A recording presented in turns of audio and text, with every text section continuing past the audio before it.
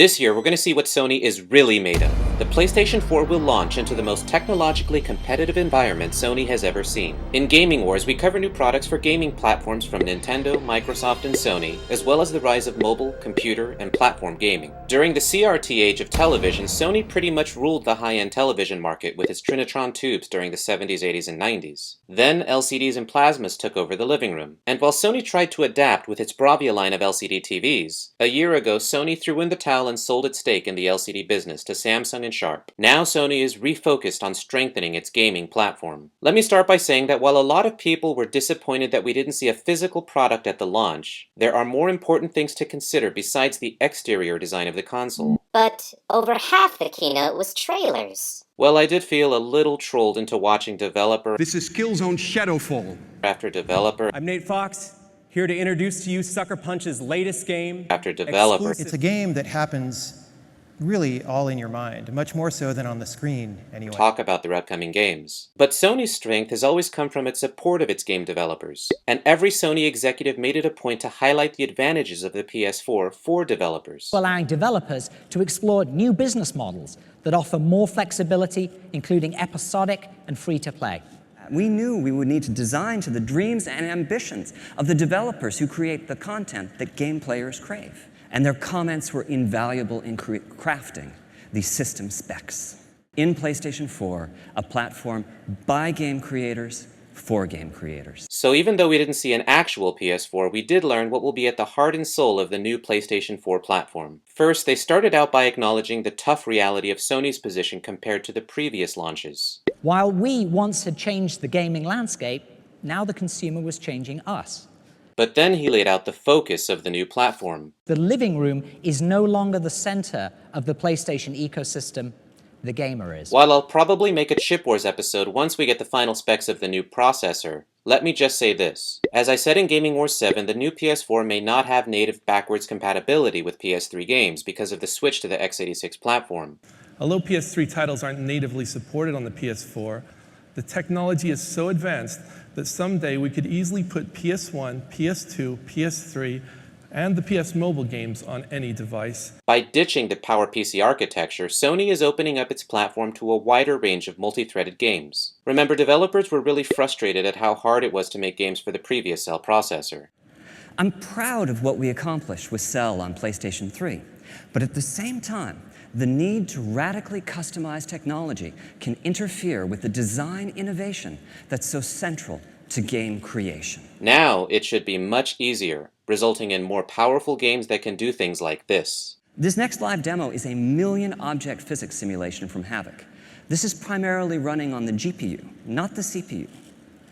Tasks that can fully occupy the CPU cores will be achievable using just a fraction of the PlayStation 4 GPU. Not only do we have the power to drive this level of application, but we also have in PlayStation 4 an extraordinarily easy conversion path from the PC world.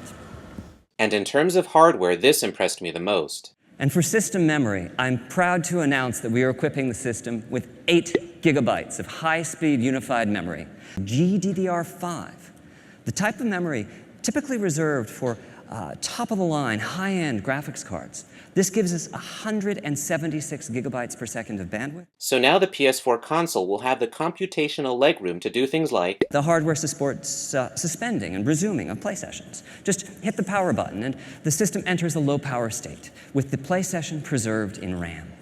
The minutes that it takes today to boot a console and load a saved game will be a thing of the past. On PS4, you'll just hit that power button again and promptly be back playing the game at the exact spot you left off. And in case there was any doubt that the future of buying games will be through digital distribution, we heard this. And with the Gaikai Cloud technology, our goal is to make free exploration possible for virtually any PlayStation 4 game in the PlayStation Store.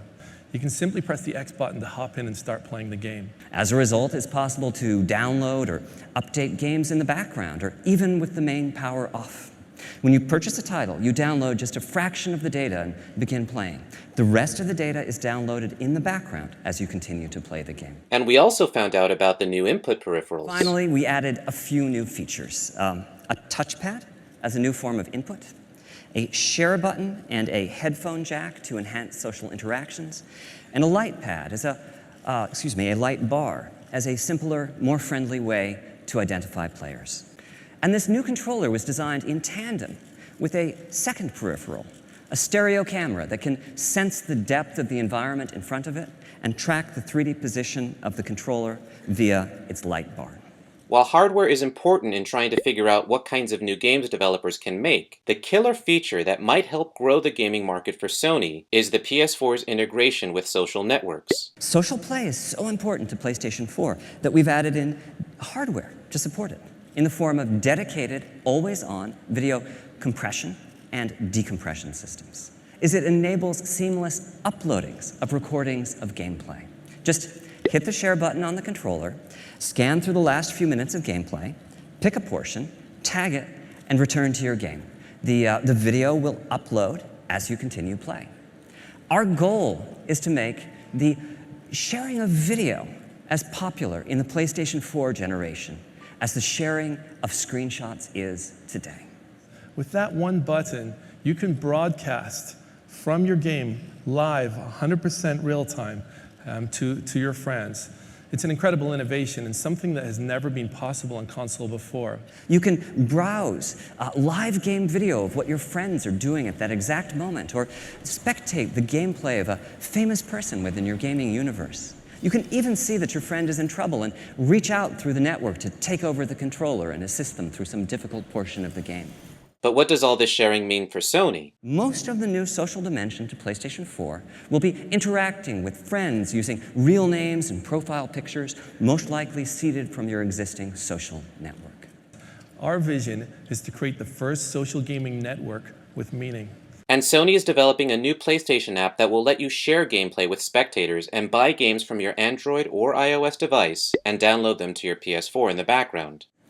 Applications on smartphones and tablets, as well as web platforms and Vita, will allow PlayStation 4 conversations to be carried far beyond the living room. And it's awesome to see Sony responding to Nintendo's Wii U gamepad functionality. That we'll continue to unlock PlayStation Vita's potential.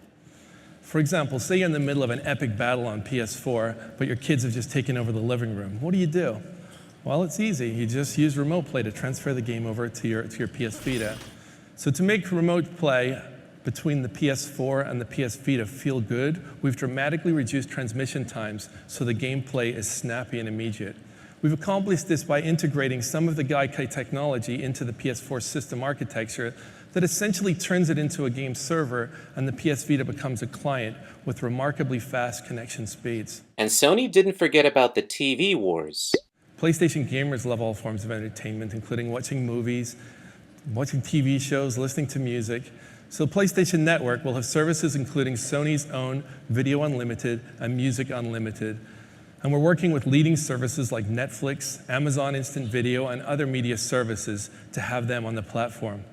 We'll be announcing more specifics on this later in the year. Sony definitely has an awesome vision for its gaming platform. It's great to see that it's still focused on the core gamer market while supporting developers that are trying to make breathtaking games. And it's interesting to me that Sony basically laid out its strategy before finalizing the console. If someone at Sony watches this video, I really hope Sony includes dual-band Wi-Fi, an easy-to-install hard drive, and whatever else you guys can think of in the comments. If you guys like this type of video, I'll be sure to post updates in Gaming Wars as we find out more information.